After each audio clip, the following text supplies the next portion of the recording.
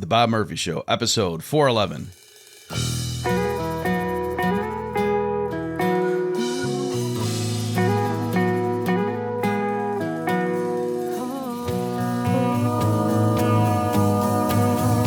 There's a tidal wave coming.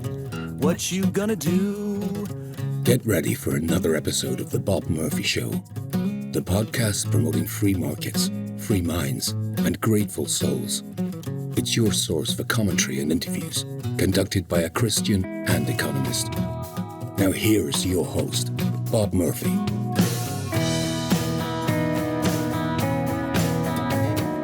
Hey everybody, welcome back to The Bob Murphy Show. This is a powerful interview.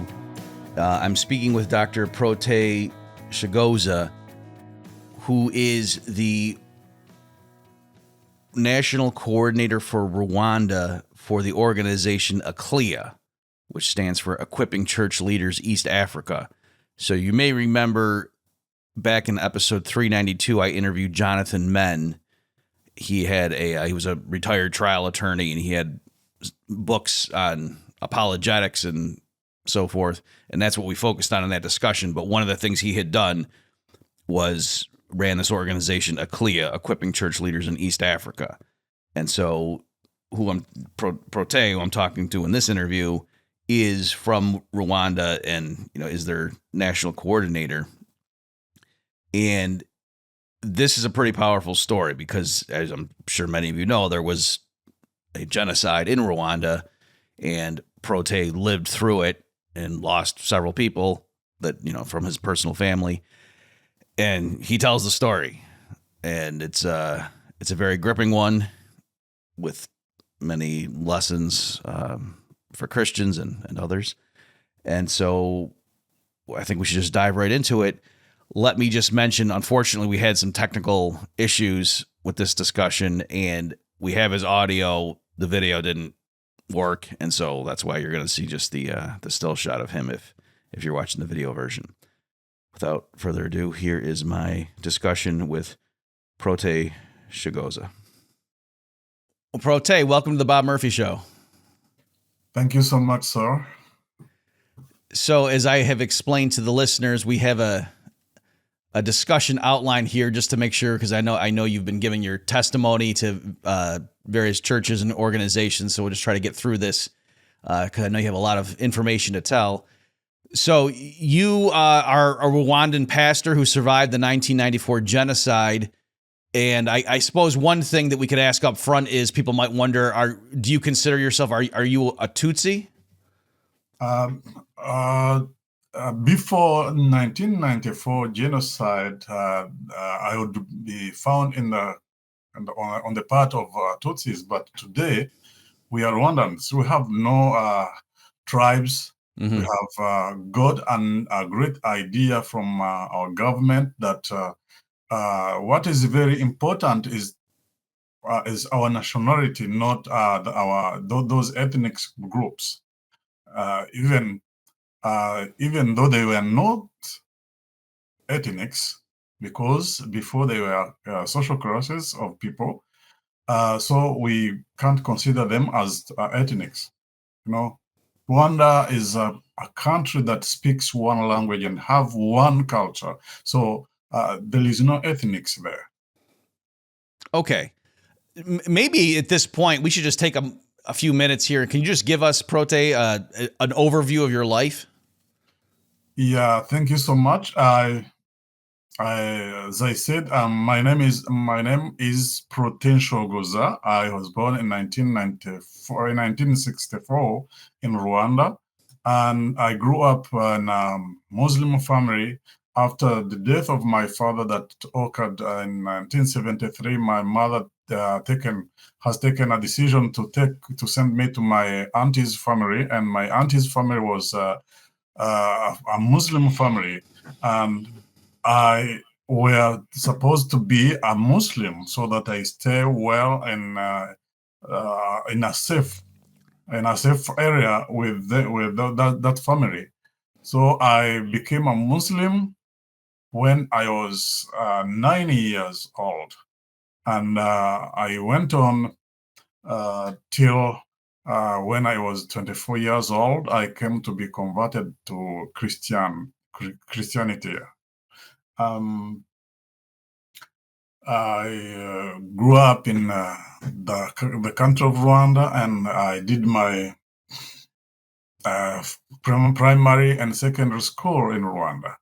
And when I reached in secondary 5, I was fired from the school because the government came to realize that I'm not belonging to the family that where I were, and the family of my auntie. Her husband was a Hutu, and they found me as a Tutsi, so they kicked me out of the school because of that. But let alone that family helped me to go to DRC to finalize my secondary school, and I came back to Rwanda. So the genocide of 1994 found me there. And during the genocide, I was married and I was a minister in a church. I had 3 children, and I were living in one villages at the edges of the Kigali city. Thank you. Okay, great. So I have to ask this because I'm sure, as you've discovered, while you're visiting the United States, that a lot of America, we know there was a genocide, but we really don't know much else about it. So can you maybe just give us the high level understanding of what, the history and how did that unfold? Thank you so much. As I said in my in what I said before, Rwanda is a country that is situated in Eastern Africa, and it is a landlocked country in between Uganda, Tanzania, Burundi, and Congo. And that country, before colonial time, it was a kingdom country. It has a monarchy leadership, and that leadership were combining Rwandans together, and all Rwandans were obeying and supporting the king. So when the first and second war, the second war, World War finished, Germans that were colonizing Rwanda was defeated. So Belgians that were colonizing DRC Congo, Congo, that time it was Congo Belge, claimed Rwanda to be their colony, so they colonized Rwanda and Burundi. They are the ones that gave us the ID card. They would make sure that we belong to a certain group of those groups that were there. There were 3 groups of people that were like scales of wealth of the country. A cow was a general thing to measure the wealth of our people. So those that had more than 100 cows would be considered a Tutsi, because they had a lot. So being Omotuns means to have many things, to have a lot. And the second and majority was Hutus that were just working for Tutsis so that they may get to the extent of being Tutsis. And there was Twas. Those Twas were from the forest.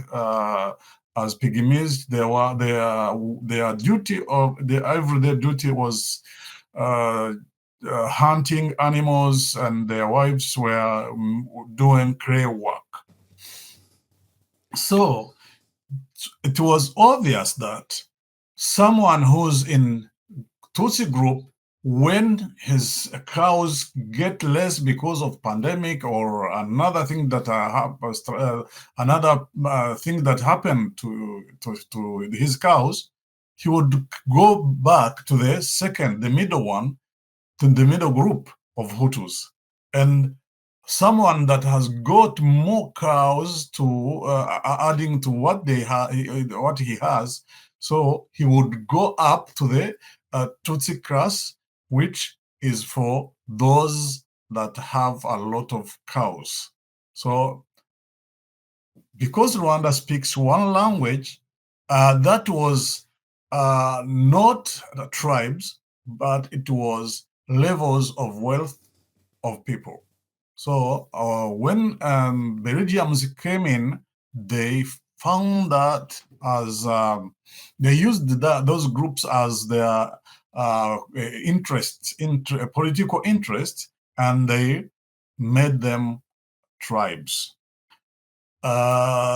Even to those measures of cows and wealth has been set apart. For them, they measured the height of people, the height of their faces, how they considered how noses, the nose of people are formed, and they would put someone in a group where he should belong because of his outer shape. The one who's tall would be a Tutsi. The one who's short would be a Hutu. The one who has a long and tall face would be a Tutsi, and the one that has a short face would be a Hutu. And another one that has a flat nose would be a Hutu, and someone that has a thin nose would be a Tutsi. So they are the ones that provided the first ID card, and in the ID card they were written the tribe you are from. Okay, so then can you just explain a little bit so the Belgians came in and sort of this standard colonial administration of divide and conquer to keep the people down by pitting them against each other. But then can you just explain like the events that led up to the actual genocide? Yeah, that colonial time and style of leadership, which is divide and rule, has divided Rwandans into ethnic groups. And those ethnic groups were like competitive. Why? Because Belgians at first, they favored Tutsis and they gave them opportunities more than Hutus. And these Tutsis children have got good schools, and they were the one coming back overseeing each and every work to set up infrastructures in the country. So, for example, if there is a road that is to be made, the Hutus would come as manpowers, and one Tutsi would be like an overseer of that. And when they didn't finish the part that the Belgium has given them, Belgians would take that overseer in a private place and beat him, cane him with sticks. They had sticks made with metals, and they were beating them in a hide place. And that one will come back and say, you were supposed to finish this, and also these Hutus that are working. So that created that, and other examples created enmity between Hutus and Tutsis for a long time. Another thing is that since then, when they started to mingle students, Tutsis and Hutu in classes, every morning they would come and say, Tutsis stand up. They stand up. Hutus stand up. They stand up. And Twas stand up. They stand up. That was like a sensitization to that everyone will know that he's different from another. So those differences that were being taught and shown to children made them to grow hating each other. Okay, and so then what actually led up to the actual what we're referring to as the genocide, and can you just give us an idea of the scope of it?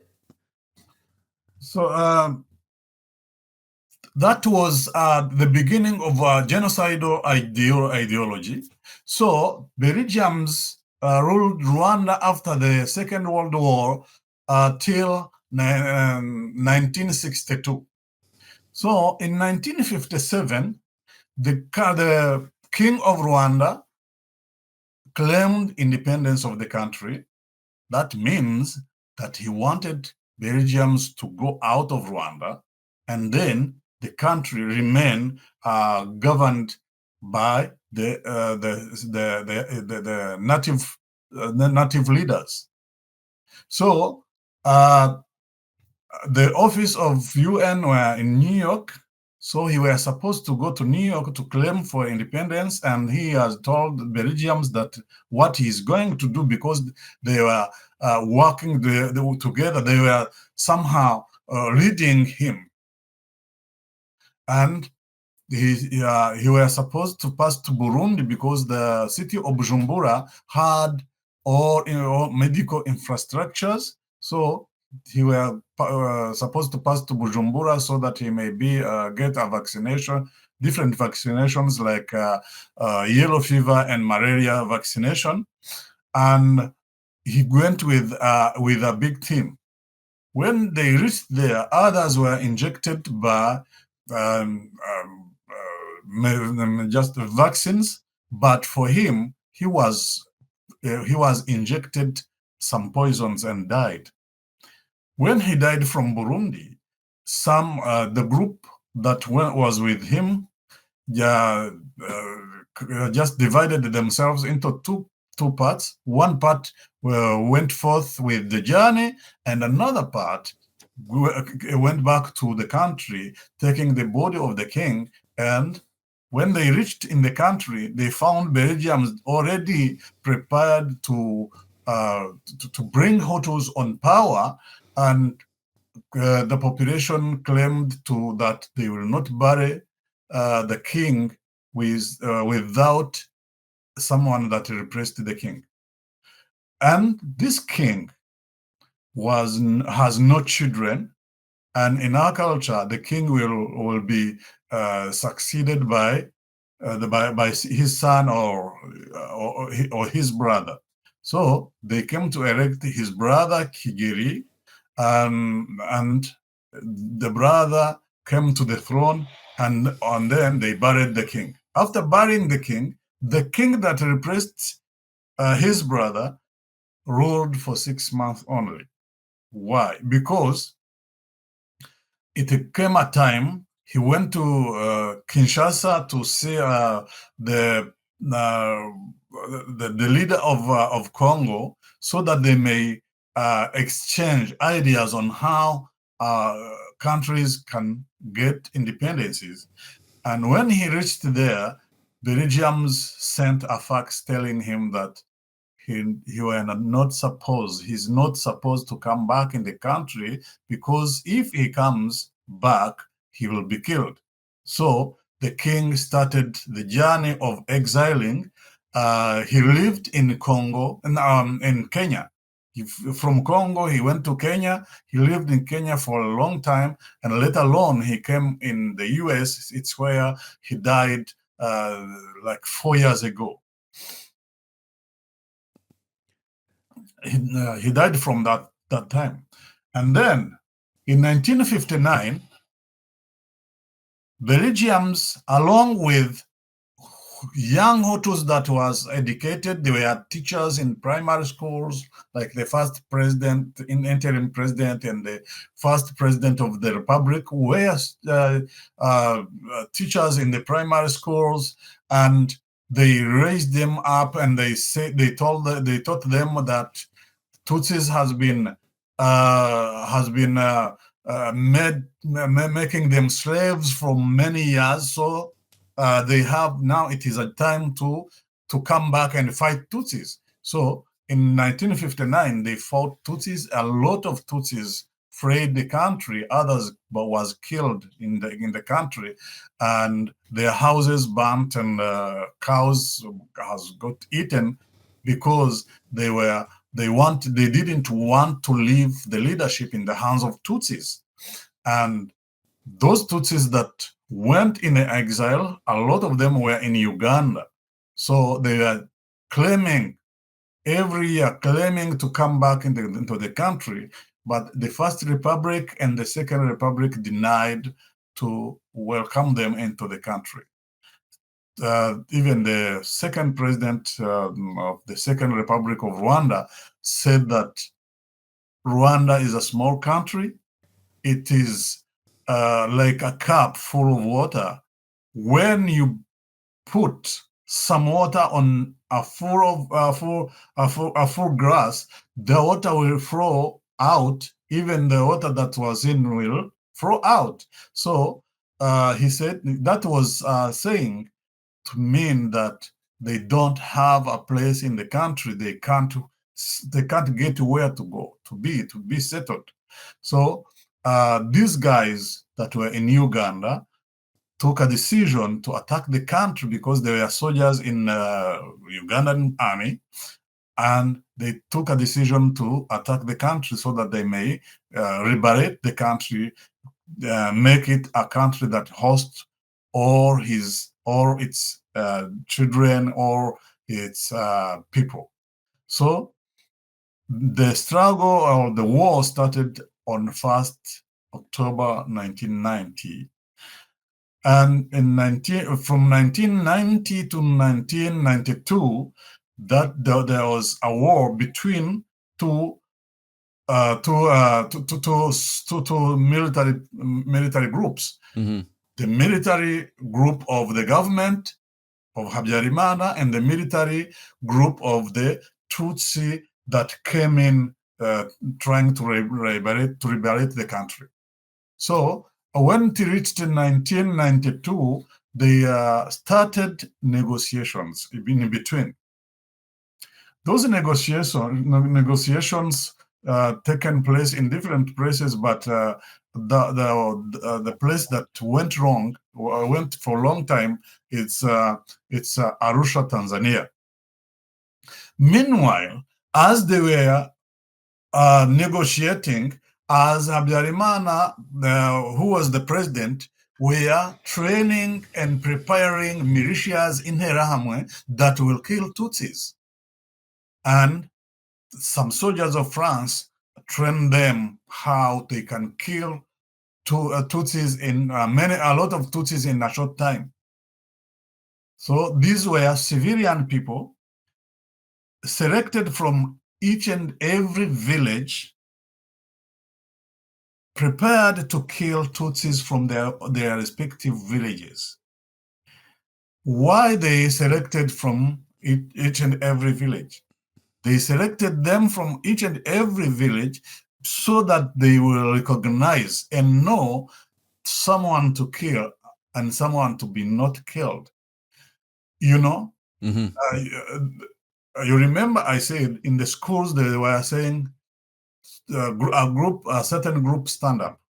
So everyone knew each other, and it was easier for them to make a list of those that will be killed.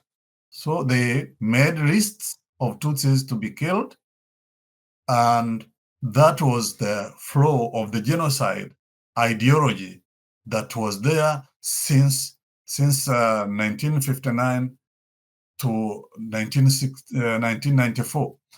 So on 6th April 1994, the president of that government went to sign the last signature on the peace accord, Mm-hmm. because they have already agreed on mixing army, sharing power. Those that were designed to be ministers of specific ministries, where everything was done, and that was the last signature on concluding the the negotiations. So when he went there, back to Rwanda, his plane were shot and a crash happened. He died with the president of Burundi of that time, and they died from the airport of Kigali. This airport were secured by France soldiers, and this airport is nearby the camp Kanombe, which were hosting presidential guards. So now we don't know who shot the aeroplane of the president. Why? These soldiers that attacked the country were not nearby, and the French soldiers that were there were keeping security of the airport, even the barracks of presidential guards were secured, and the plane were shot in that area. It is why every time those that committed genocide make excuses saying that they shot our president and immediately rose up and killed them. But who killed the president?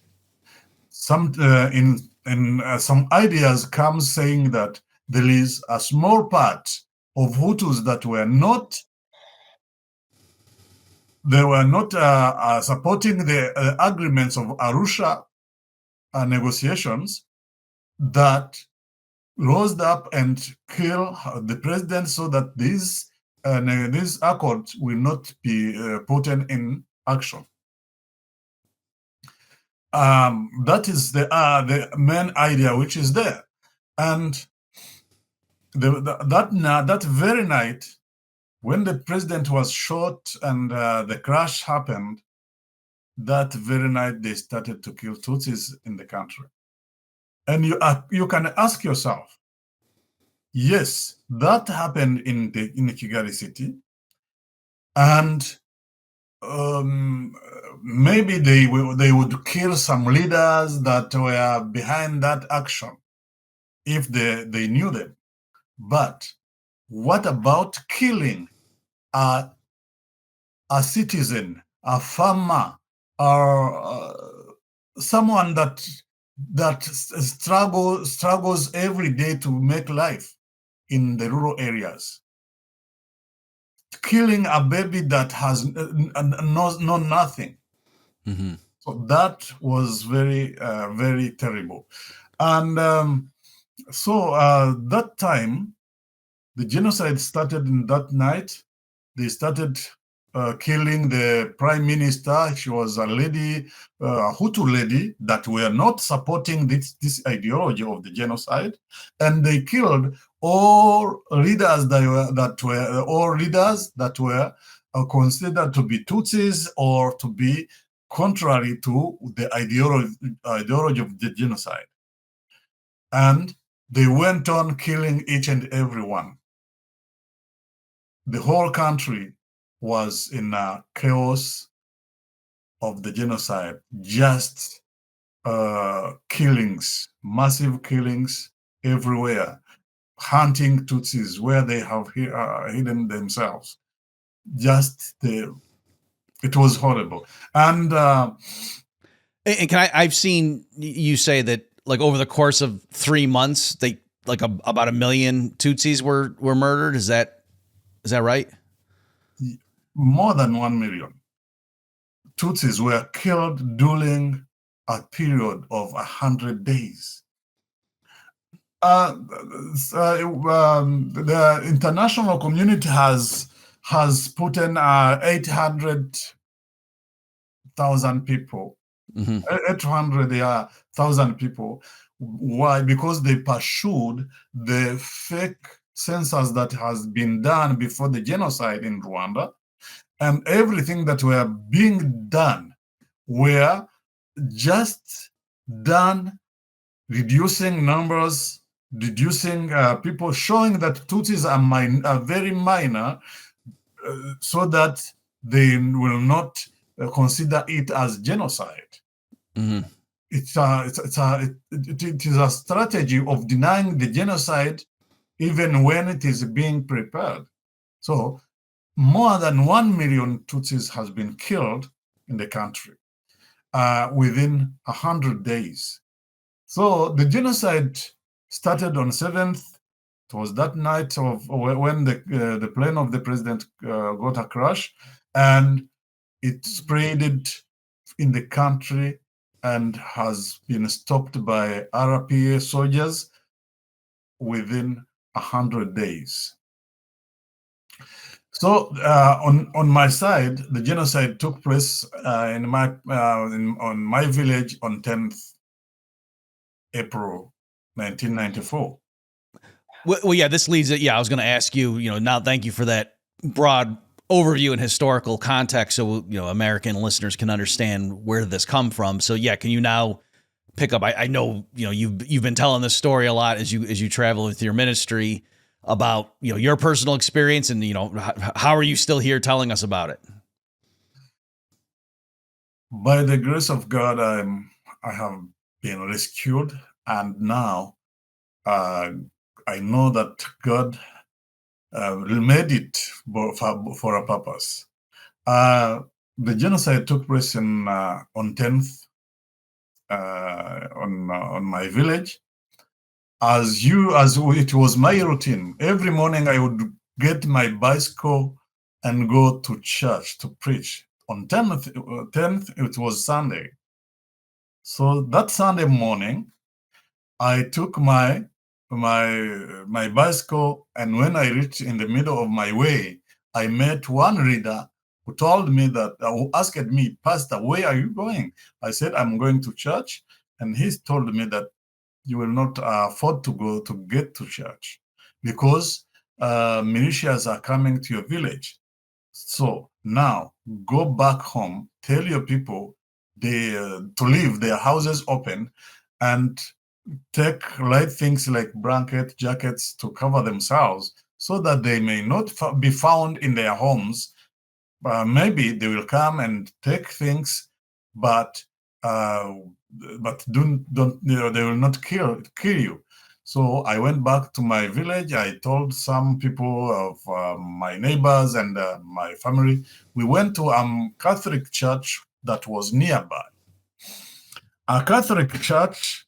Why did we go to the Catholic church? We went to the Catholic church because we knew that maybe because the church is the house of the Lord, these people will obey God and fear to find people in the church. As it was in 1994, as it was in 1973 when my father has been killed. People that we were praying to the church, they would not be killed. So that was our idea, that we will not be killed from there. But it wasn't that. It was worse than before. So a small group of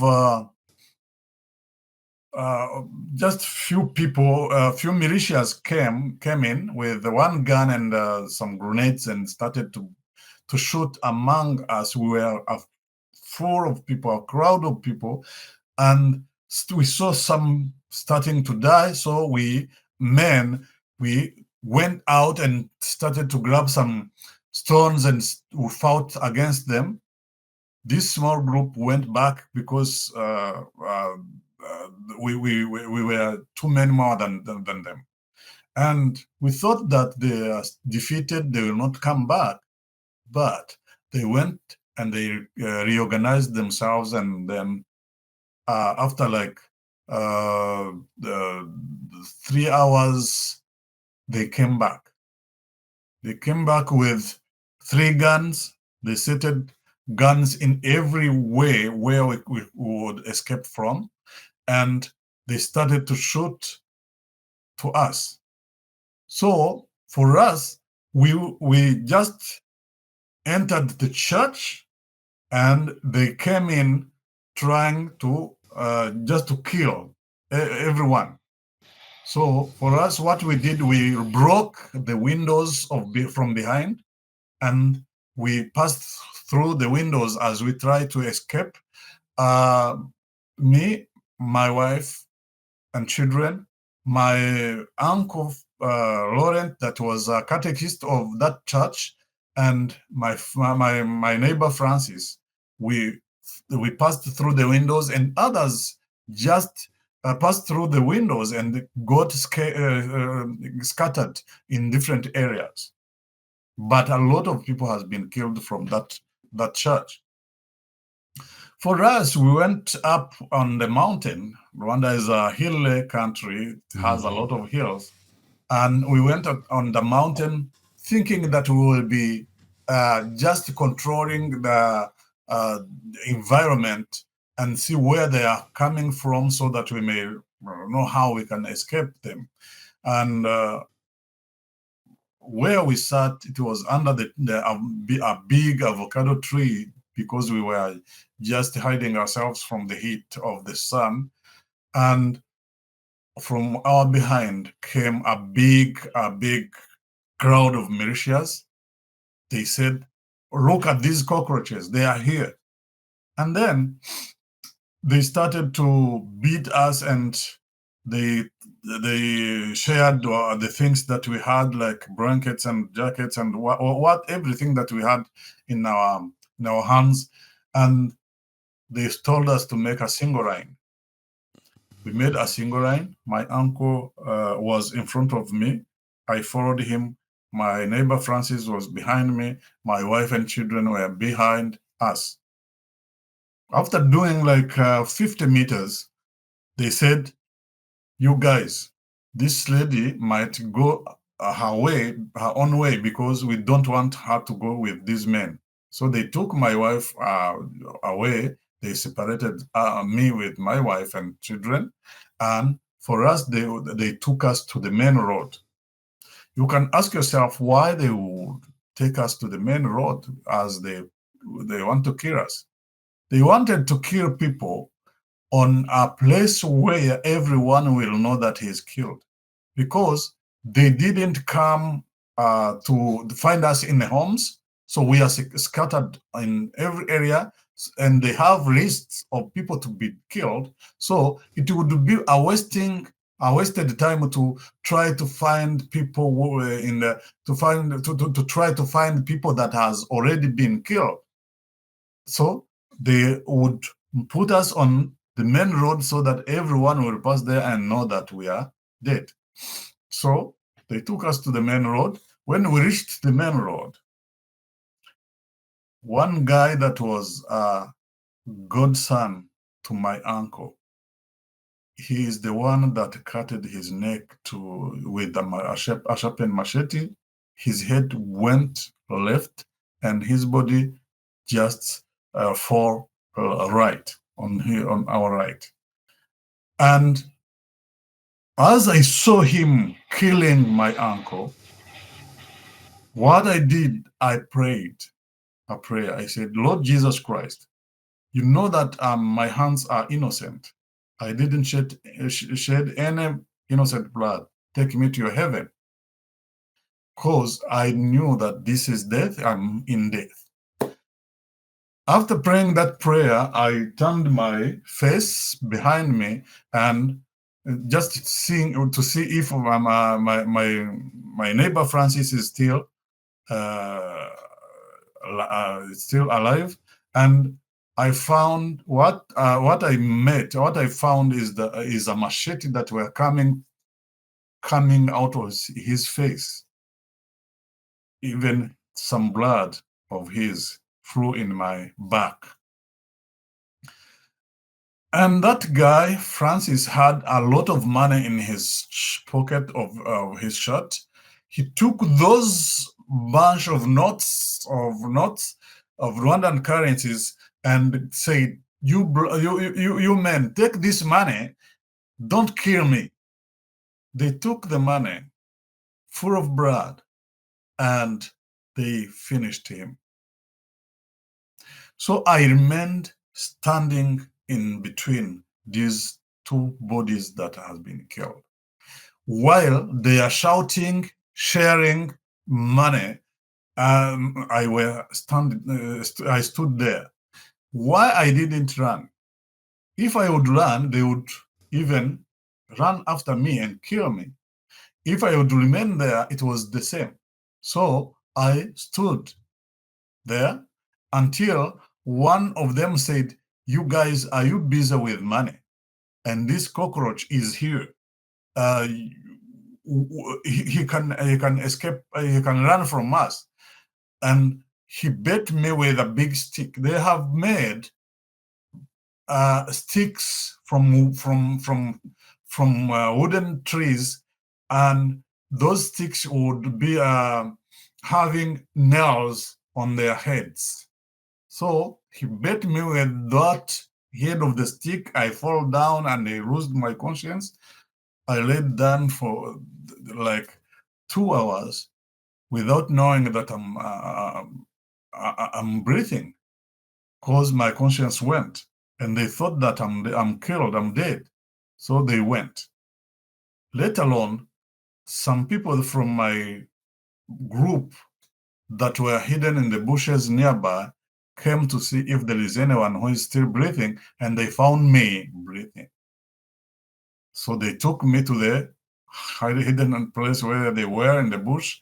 They washed me with dirty water that were coming from rain, because it was a heavy rainy season, and they gave me unwet clothes I wore. I replaced the one that were wet and full of blood, and we sat there in the bush for a certain time.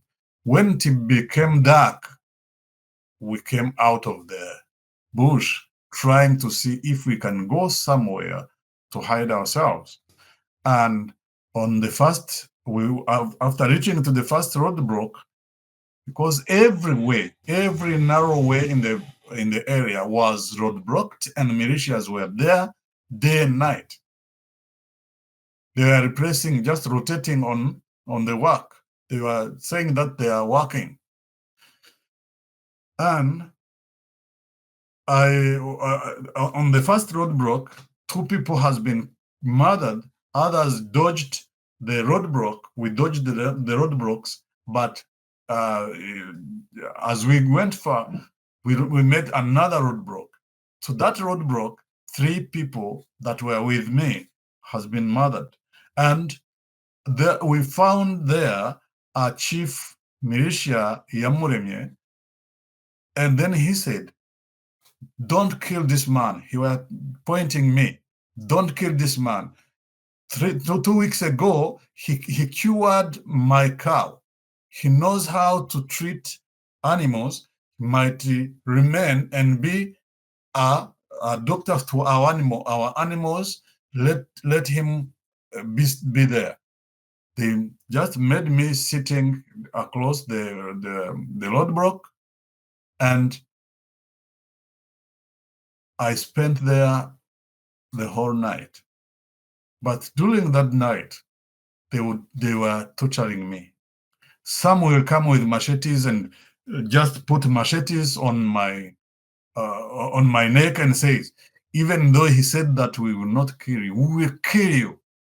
So insulting me, telling me harsh words. So that was my life in that night.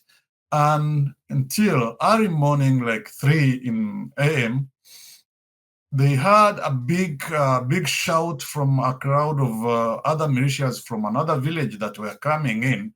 And those guys said, these are coming to take our cows. No, those cows were not theirs. They were Tutsi's cows, because they were killing people and killing the animals, their livestock, and also destroying their house, destroying each and everything that belonged to Tutsis. That was another weapon to torture and just for the genocide. So they didn't kill people only; they killed even their possessions. So these guys, after hearing the voice of the crowd that were coming from another village, they said, let us go and push them. We don't want them to eat our cows. So they left me there at the roadblocks with an old man. And that old man told me, my son, I don't want to see your body, your dead body here. Run. So I stood up and I started to run. When I started to run, one guy that was with them came back. When he came back, he saw me running and he threw a spear on me, and that spear injured my leg and broke my leg bone. But I went on running, even though I were bleeding, but I didn't care. I ran. I ran till I reached the valley of Nyabarongo.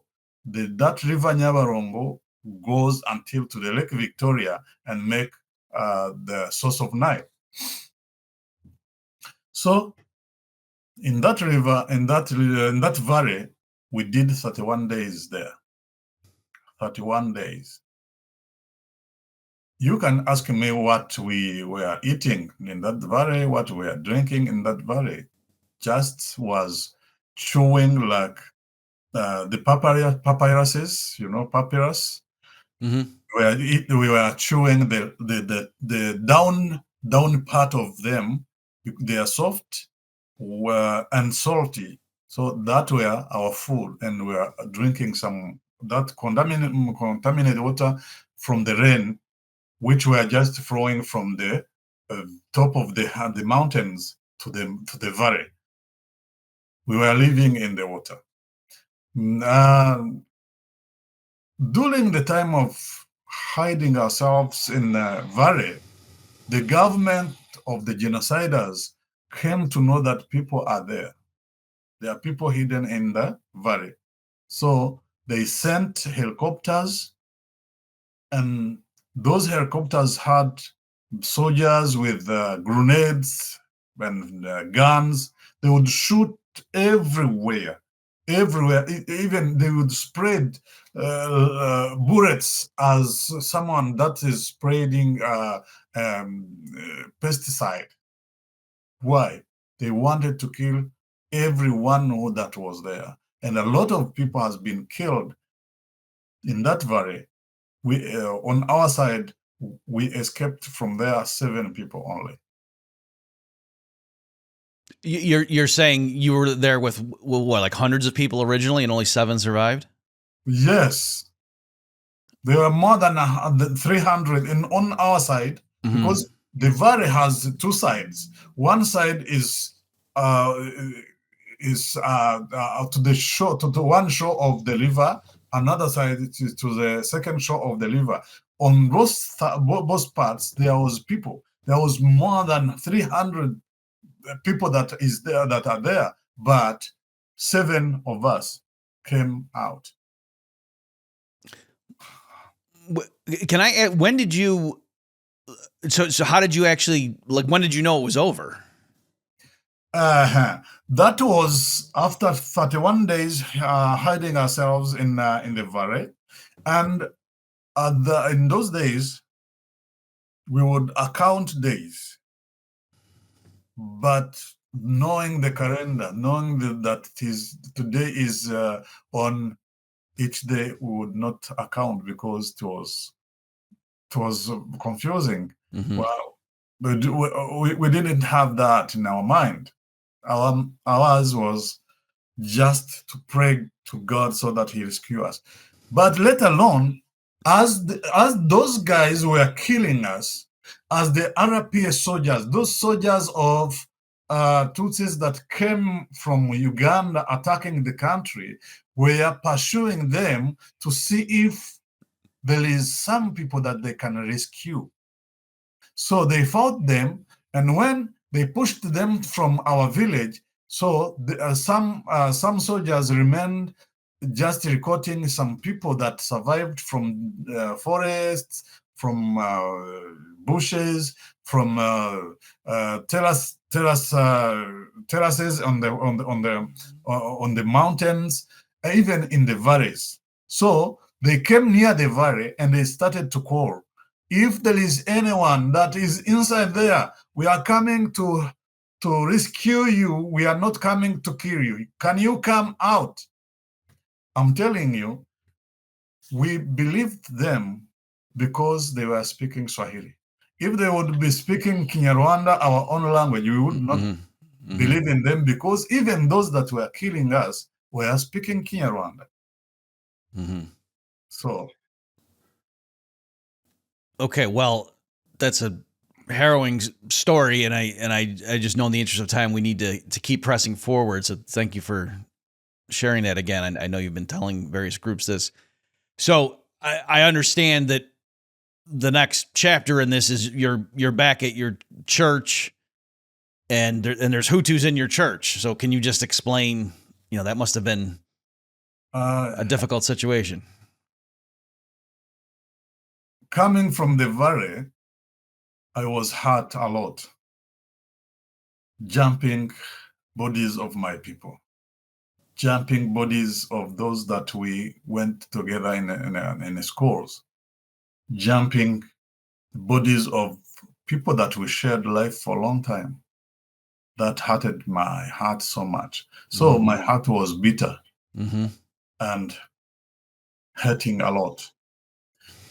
But as someone that was doing the ministry, the work of God, I went back where my church was, and I found. So, I'm sorry. Can I ask you? People are going to your wife and kids.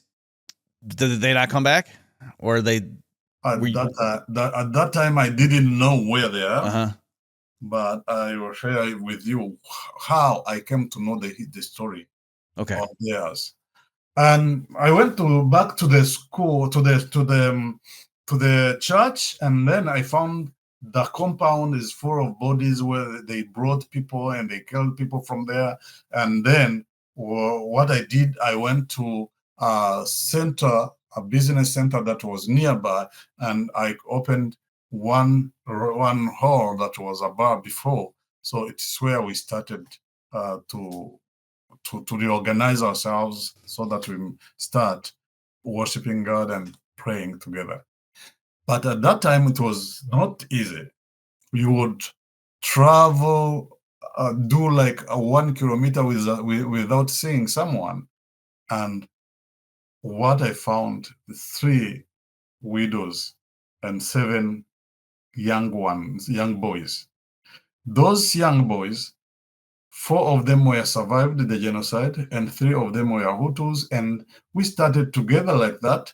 As days went, as people were adding to worship God, and Hutus would come in my church. So after the genocide, many international NGOs, non-government organizations, relief organizations, humanitarian organizations came in, and they would use churches to supply some food, some home materials, and everything. But because of the hatred that was in my heart as leading the church, I would make sure that these people that survived the genocide has got more than plenty before I give some things to Hutus that were in my church. Can you imagine? The pastor that segregate his flock. So that was not from my attitude, my behaviors before. That was from the wound that was in my heart. So I did that for many years. Back to the question that you asked me about my wife. In 1996, November, it's when one lady that has taken my daughter to exile, Congo, came back into the country and brought back my daughter to me. And it is when I had the first time I heard the story of how my family has been killed. She told me that when they separated us, they took my wife and reached to a pit, and they wanted to kill my wife and children, but she ran. She went to them and asked, "These people has made us slaves for a long time. Can't you give me this little girl so that I make her a slave of mine?" They said, "You take her, since she's a girl, she will not come up and kill us." So they killed my wife and children and two boys, and that lady rescued my daughter. She stayed in Congo with her for 2 years, and she brought her back to me. So that is what I know about my family.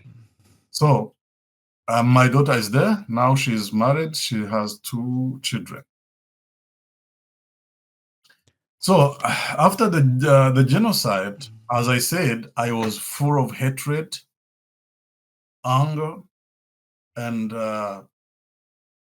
the wrath of the consequences of the genocide was upon me. Mm-hmm. In 2003, I got a chance to go to Youth with a Mission, YWAM, to do my discipleship training school. When I was at the base of YWAM, I found a culture of praying in partnership, and I found someone that has become my prayer partner for the whole time that I spent there. So one day we were, it was early morning under the tree. We were praying and meditating on the Word of God. We were meditating on Matthew chapter 6, which is the Lord's Prayer, and we reached to verse 12, which says, "Forgive us our debt as we forgive others." And I heard a voice asking me, "How many have you forgiven?" And that was in my inner part. I just was not vocally out, it was inside. And I started to argue with that voice, saying that it is my right to hate them because they wronged me. They killed my people. They killed my children. I started to recite all of those that I loved most. And I said, I excused myself that I have right, that it's my right to hate them. But when we reached to verse 14 and 15, there my strength got over. The word says, "If you forgive others their trespasses, your Father in heaven will forgive you. But if you want to forgive others their trespasses, your Father in heaven will not forgive you." And that voice came again and said, "Are you really a Christian? Are you going to heaven?" At that extent, I had nothing to respond rather than weeping. Tears started to flow from my eyes. And as I were weeping, I were thinking about myself. Since 1994, wishing them to die, wishing if I would have that power and revenge to them. Even accusing some to have committed the genocide, to have killed so and so, while I didn't know what they have done. I was in my hide place, and I found myself a killer more than those that have killed my people. So after an hour and a half of weeping, I found my head in the chest of my prayer partner, and I told him, "Please forgive me. It was not me." He asked me the story, what was taking place, and I told him everything. After telling him everything, he asked me, please, can you allow me to stand in the gap of those that have killed your people? And then you forgive me on behalf of them? I agreed. I said yes. Because on my side, I were thinking that it is not them that need forgiveness, it's me who've been killing them in my heart for 9 years. I need forgiveness. I need the mercy of someone. And I said, I forgive you. And then also I said, please, can you forgive me? Yeah, I said, you are forgiven. And he raised his hands and prayed for me. After praying for me, I felt peace in my heart. And I went back. I did 9 months in a time of lecture phase in my discipleship training class, and later on we did 3 months in an outreach out of the compound of that base. We went in northern province to do outreach, and after the outreach I went back home. I rejoined the church that I were reading in that time. And that church were nearby a prison that kept 3 men that has killed my mother. So every night before I go to sleep, it is my routine, I pray. I kneel down in front of my bed and pray. I would kneel and pray, but in every day as I pray, I would hear a voice telling me, yes, you have forgiven them, you are free, but do they know that they are forgiven? That went on within 3 months, arguing with the voice saying, I have done my part, let them do their part. I have forgiven them. If they want, they have to repent. It's theirs to repent.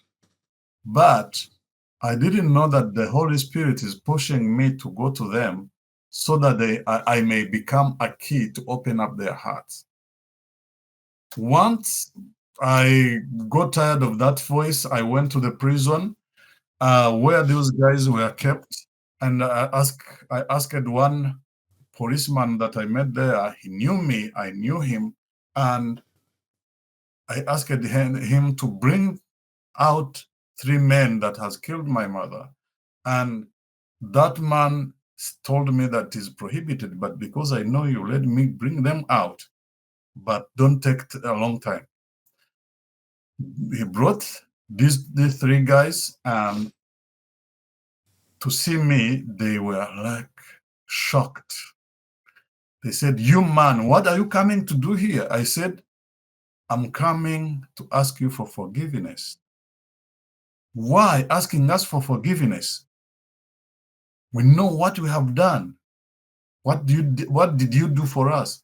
I said, I've been killing you since 1994 till today, 9 years, killing you in my thoughts, my heart, and killing yours in my thoughts and my heart. And then they said, no, we know what we have done. They started to recite the people that they killed, telling me we can kill this way and so. Even those that I didn't know that they have killed, man. They said, forgive us. We hugged each other. We knelt down. We wept together until the man that gave me that opportunity got tired of us and came with a stick. He beat us, saying, you mad pastor, go out of this compound. I will not let you come here again. And then he beat them, telling them that you animals, you have killed our people and you are playing these games here. Go in. I will not let you come out again. My friend, I went out of that compound. I rejoined my place of work, but my heart was free, totally free. and I felt joy that I've never had before. And that voice of every night stopped to come. So I considered that God wanted me to go to them so that I might be the key for them to repent. So let alone in my heart, love toward those people started to grow until I took a decision to be visiting them every month, once a month, giving them some bread, some clothes, and some other things. And these guys were the first ones to pray guilty before the government, because the government came up with a program of saying that those that will pray guilty and tell us the truth of what they have done and show us where they have thrown bodies of our people will be sent back to the community. So those guys were the first and the others followed. But when they told me that they are nearby going back to the community, for them they were joyful, but from on my side, there was a big question. I said, yes, I have forgiven them, but there are other people that has not forgiven them and they are still angry against them.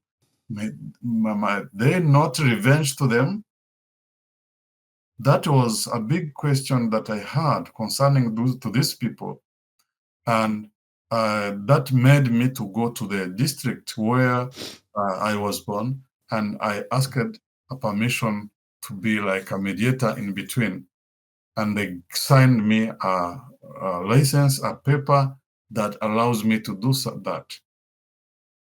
That made it because on 20th December 2005, it's when I started that work of reconciliation, the work of reconciling others. So I invited 25 survivors and 25 perpetrators that I know that they have killed the specific people from those families. And I called them, and I was with other pastors, two pastors, and I had been called someone who's a lawyer. Just that lawyer would teach them human rights principles, and also those two pastors would help me in teaching them about the intents of God in creating us in various shapes and colors. And also I would give them the lecture on how trauma damages and the importance of forgiveness. So the first day was it was too strong and confusing, because these people would not match. They would not agree. They would not come together. On the first day, those that has committed the genocide would not look at the eyes of survivors, and the survivors were looking at them and as judging them, saying, "Why did you kill my people? You know, my father has given your father a cow. You know, my brother was a godfather to your brother. Why did you kill our family that was the same family of yours?" So it was very hard to bring them together. When it reached a time of sharing tea, survivors denied to take tea. They said, "We will not share tea with these animals that has eaten our people." It requested me to try to find a separate room where I took survivors and they took their tea alone. But after break, they came back into the hall where we were. That hall was rented by the district. It was a government premises. So the second day it was like that. But on the third day, one guy named John Berikimas Metawakana, stood up and asked me, please, Pastor, can you allow me to say something? I said, sure, you have to say something. You are here to speak. And then he said, since I came out from the prison, I would see you passing in the way and just try to find another way to pass. I said, why? Because I was scared that you will revenge against me. So why? What did you do to me? He told me, maybe you never know. You didn't know that it's I that killed your nephew and his father. I was with so and so and so. We have thrown their bodies into the pit of a toilet. I said, really? He said, yes, but can I be forgiven? I said, in front of those people, I said, I forgive you. And I hugged him. We wept together, and forgiveness occurred at that place.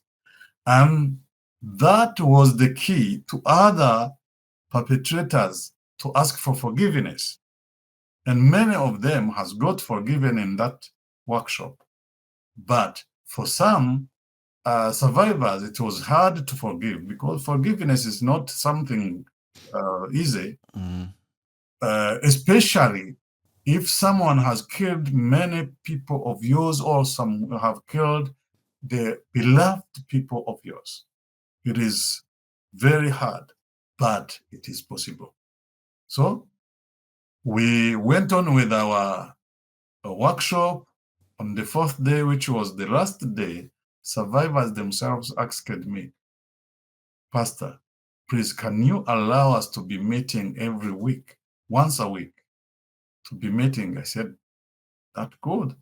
And then I asked them what would be an affordable venue of them, and they said, we'll not come back here. Let us be using your church. Child sanctuary, it was there, and every Wednesday we would come together and have a long time together. We would come and worship together, have some teachings of the Bible, especially healing process, and also reconciling teachings. And also we would have small groups where these people would meet their offended ones, so that they may tell them what is in their hearts, and they were healing each other. The process of healing and reconciliation started until they would even invite others. After 1 year, from 50 people, there were 170 people in that place. So the work of reconciliation started like that. And everywhere we go, everywhere we preach the gospel, everywhere we also do that, because Rwanda still need that healing and reconciliation. So now we have more than 7 groups around the country of reconciliation. The healing has taken place.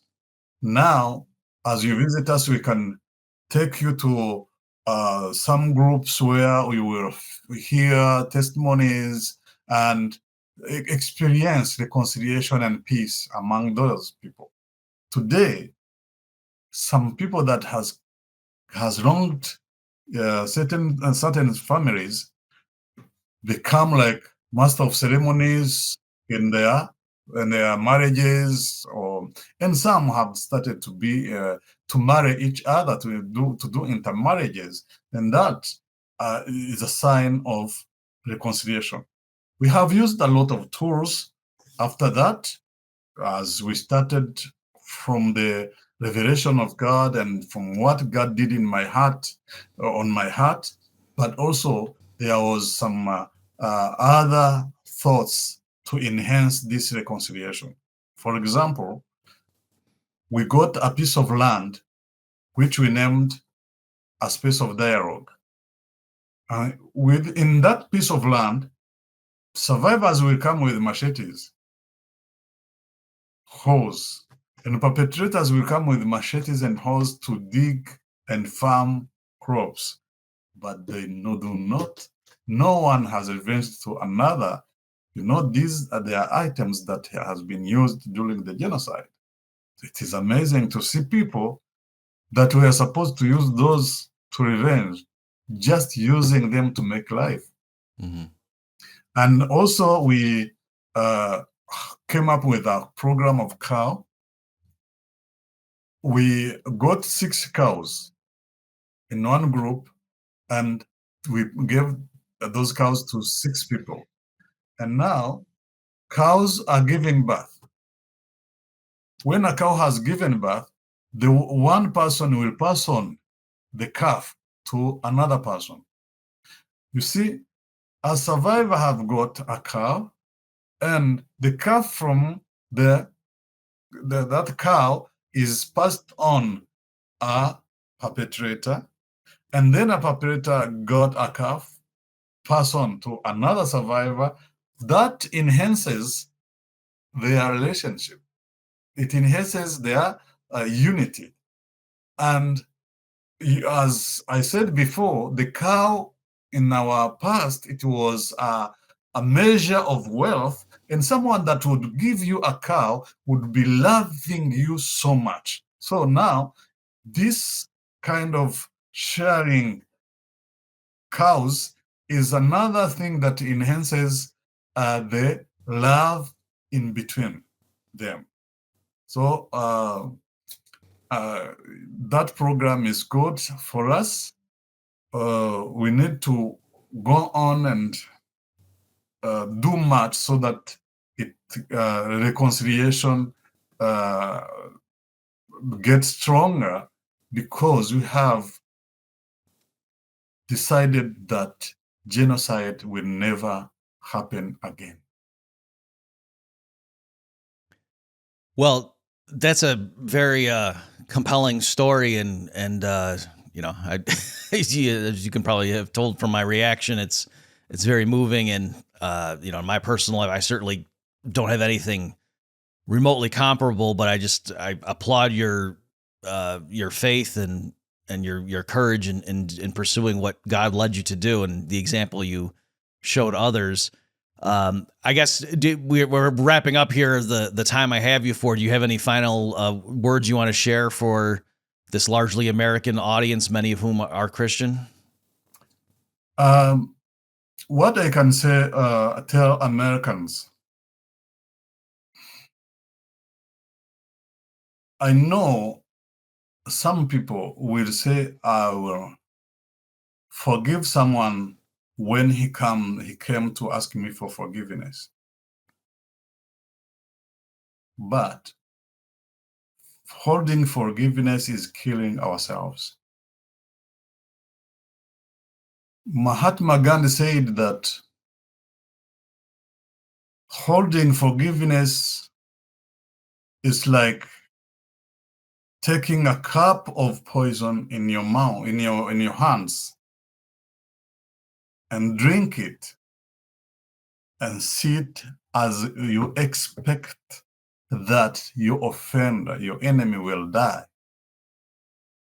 The poison has been drunk by yourself, but you are expecting another one to die. That is not true. We have to forgive so that we may release ourselves, we may help ourselves. Forgiveness helps the offended one to be healed. Mhm. It would be very good if someone has come to repent to you, but it is not really good to wait that someone will come to ask you for forgiveness, because as you delay, as you harm yourself. Can you imagine if God would have sent Jesus Christ to die for us and die, then resurrect and say, I go, just remain by yourselves? He didn't do that. He said, I will be with you always to the edges of the earth, to the end of the earth. You see, the word of God in Romans 5:18 tells us that God have shown his love when Jesus Christ died for us while we were sinners. God didn't wait that we become holy. No, he came to die for us while we were sinners. So why are we waiting others to be holy so that we may forgive them? We need healing, and healing will come from forgiveness.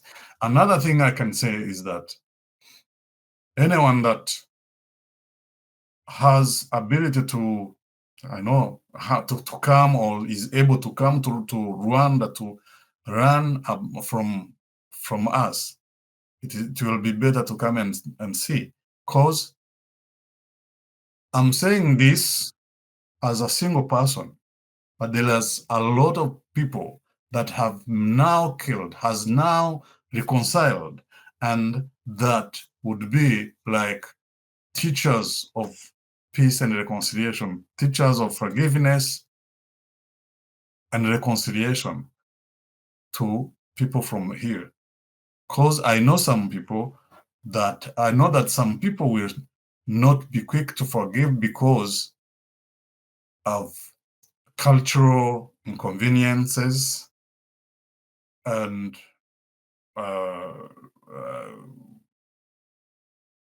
setup of things, or setup of culture, and flow